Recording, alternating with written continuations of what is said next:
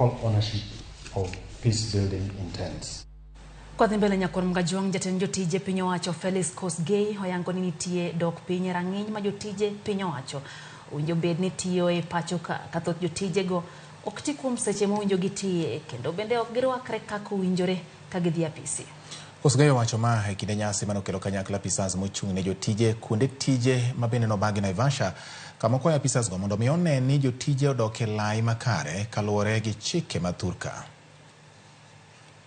Another area is work culture, ladies and gentlemen, that the work culture in the public service especially has deteriorated to unacceptable levels, and there is no secret in that. Adherence to working hours, dress code, official language, codes of conduct, and norms and standards is extremely poor. So human resource professionals must maintain these standards without fail and ensure that the service, even where agile, is respectable and honorable.